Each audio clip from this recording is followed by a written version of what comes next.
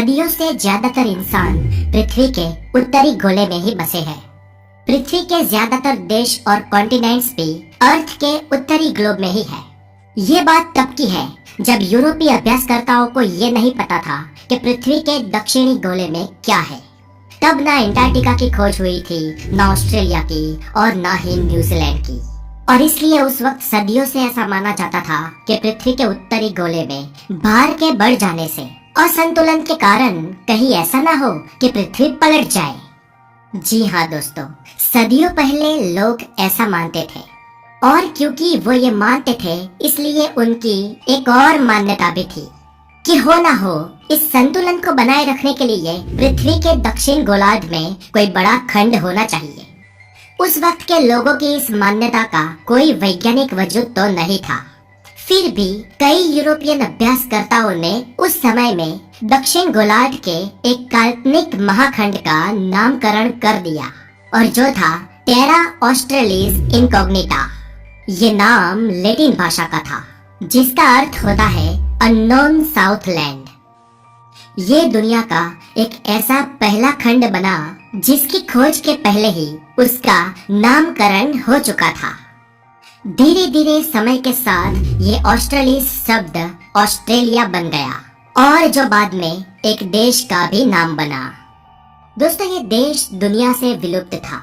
ये देश और वहाँ के लोग हजारों सालों तक दुनिया से अछूते रहे और फिर अचानक कैप्टन जेम्स कुक नाम के एक ब्रिटिश यूरोपियन ने इस नई दुनिया की ओर कदम रखा और उसने वहाँ जाकर अपनी आंखों के सामने देखी एक नई दुनिया जहाँ पर बसते थे अजीब लोग और बहुत ही अलग प्राणी। कैप्टन जेम्स कुक जब इंग्लैंड से निकला तब पहली बात तो ये कि तब वो टेरा ऑस्ट्रेलिस इनकॉग्निटा की खोज में नहीं निकला था। इंग्लैंड की नेवी ने कैप्टन जेम्स कुक को एंडेवर नाम का एक समुद्री जहाज दिया था और कैप्टन जेम्स कुक को किसी और आशय से ही भेजा गया था। दरअसल साल 1769 के जून महीने में सूर्य के बीच शुक्र ग्रह का ट्रांजिट होने वाला था। ट्रांजिट मतलब दोस्तों सूर्य और पृथ्वी के बीच बुध और शुक्र जब आते हैं और सूरज के बीच से वो एक काले टपके की तरह जाते हुए दिखाई देते हैं, इस दृश्य को ट्रांजिट कहते हैं, जिसे हिंदी में यामयोत्तर गमन भी कहते हैं। और शुक्र ग्रह का ये ट्रांजिट पृथ्वी से हर 243 साल में 2 बार ही दिखता है। उस समय के अभ्यासकर्ताओं के पास भी ग्रहों की दूरी का और उसके भ्रमण का सटीक कैलकुलेशन था और इसलिए ये जानना कि ये कहां से दिखेगा और कब दिखेगा ये बहुत ही आसान था। साल 1769 के जून महीने में शुक्र का ये ट्रांजिट दक्षिण प्रशांत महासागर के ताहित टापुओं पर से दिखने वाला था, ये खोजकर्ता जानते थे। दोस्तों, दरअसल इस ट्रांजिट के अभ्यास से वैज्ञानिक सूर्यमंडल के ग्रहों के बीच की दूरी जानना चाहते थे और खगोल विद्यों के बीच उस समय सिर्फ 6 ग्रहों का ही अस्तित्व था। उस समय में यूरेनस और नेपच्यून ग्रह की खोज नहीं हुई थी और प्लूटो नाम का वामन ग्रह भी खोजा नहीं गया था। उस समय दोस्तों वैज्ञानिक ये तो जानते थे कि पृथ्वी और गुरु ग्रह का अंतर सूर्य और पृथ्वी के अंतर से 5 गुना ज्यादा है, लेकिन दोस्तों ये अंतर वो किलोमीटर में कितना है ये नहीं जानते थे। अब दोस्तों इतने सालों बाद होने वाले इस ट्रांजिट से उस वक्त के वैज्ञानिक ये सब ही पता लगाना चाहते थे और इसीलिए कैप्टन जेम्स कुक और उनके साथ 4 और वैज्ञानिकों को एंडेवर नाम के जहाज में दक्षिणी प्रशांत महासागर के त्राहित टापुओं पर भेजा गया। कैप्टन जेम्स कुक और उनके साथियों ने इस ट्रांजिट की सारी डिटेल दस्तावेजों में ऐड की, यानी कि उनका ये वैज्ञानिक काम खत्म हो गया था। लेकिन दोस्तों इंग्लैंड की नौसेना ने कैप्टन जेम्स कुक को एक और दस्तावेज भी दिया था और कहा गया था कि ये दस्तावेज उन्हें ट्रांजिट के निरीक्षण के बाद ही खोलना है। और जब इस निरीक्षण के बाद कैप्टन जेम्स कुक ने इस दस्तावेज को खोला तो उसमें लिखा था कि जेम्स कुक और उनकी टीम को इंग्लैंड आने से पहले एक और काम भी करना है। उन्हें अपनी खोज को आगे बढ़ाना है और उन्हें अ continent of land of great extent को भी खोजना है और वहाँ पर उन्हें in the name of the king of the great Britain की ओर से कब्जा भी करना है। और इसे पढ़ते ही जेम्स कुक और उनके साथी ताहित टापुओं से आगे बढ़े और पश्चिम दिशा की ओर सफर करते रहे। साल 1769 के अक्टूबर महीने में वो लोग न्यूजीलैंड पहुंचे। ये यूरोपियन लोगों के लिए नई भूमि थी। यहाँ पर सिर्फ माओरी नाम के आदिवासी ही बसते थे। इस प्रदेश पर पहुंचते ही कैप्टन जेम्स कुक ने अपना राष्ट्रध्वज लहराया और इस प्रदेश को ब्रिटेन की मालकियत के रूप में दर्शाया। इसके बाद प्रवास को पश्चिम उत्तर दिशा की ओर जारी रखा गया और साल 1770 के अप्रैल महीने में यूरोपीय मान्यता के तहत पृथ्वी को संतुलित रखने वाले उस महाखंड की खोज कर दी जिसे यूरोप में कहा जाता था टेरा ऑस्ट्रेलिस इनकॉग्निटा। कैप्टन कुक ने इस महाखंड पर पहुंच के वहां पर भी अपने राष्ट्रध्वज को लहराया और इस पर भी ब्रिटेन की मिल्कियत जाहिर की। कैप्टन जेम्स कुक वो पहला यूरोपियन था जिसने ऑस्ट्रेलिया की इस धरती पर कदम रखा था। लेकिन फिर भी दोस्तों, कैप्टन जेम्स कुक ऑस्ट्रेलिया की इस विशाल भूमि का सबसे पहला खोजक नहीं था, क्योंकि आज से करीब 50,000 साल पहले एशिया के एबोरिजिनिस यानी कि एशिया की आदिवासी जनजाति पहले ही ऑस्ट्रेलिया पहुंच चुकी थी। जी हाँ दोस्तों, आज से करीब लाखों साल पहले प्लाइस्टोसीन नाम के आखिरी हिमयुग की शुरुआत के बाद विषुववृत्त के समुद्र का पानी भी बर्फ की मोटी चादर बन गया था और सागर का पानी मोटी पपड़ी बनकर करीब 100 मीटर से भी नीचे सरक गया था और इसके चलते बहुत बड़ी तादाद में समुद्र जल के नीचे दबी जमीन अब खुले आसमान में आ गई थी और इस वजह से अग्नि एशिया और ऑस्ट्रेलिया के बीच एक भूमिगत सेतु बना था। दोस्तों, वैज्ञानिक मानते हैं कि ये सेतु अखंड नहीं था। यहाँ पर कई कई जगह पर बर्फ की पतली चादर या पानी भी था, लेकिन एक लैंड से दूसरे लैंड के बीच की दूरी बहुत ज्यादा नहीं थी। जब ये एशियाई आदिवासी हिमयुग की ठंडी के कारण उत्तर से दक्षिण की ओर प्रयाण कर रहे थे, तब बीच में कई कई जगह पर पानी के अवरोध ने उन्हें रोका भी। लेकिन इस अंतर को पार करने के लिए उनके पास हजारों साल थे। धीरे धीरे ये गुफा मानव या आदि मानव डेवलप्ड होते रहे और वो लकड़े की नाव बनाना भी सीखे और आखिरकार वो ऑस्ट्रेलिया पहुंचे। सदियों बाद हिमयुग खत्म हुआ और समुद्र जल ने फिर से अपना पुराना स्तर पा लिया और ऑस्ट्रेलिया महाखंड फिर से एक टापू बन गया और दुनिया के और देशों और प्रदेशों के साथ इसका संपर्क टूट गया और वहां बसने वाले आदिवासियों ने ये मान लिया कि दुनिया सिर्फ उतनी ही है जितनी ऑस्ट्रेलिया की भूमि है। लेकिन सालों बाद फिर से जब जेम्स कुक ने इस भूमि को खोज लिया, तब बाहरी दुनिया के लिए ऑस्ट्रेलिया की इस छोटी सी दुनिया के भी रास्ते खुल गए।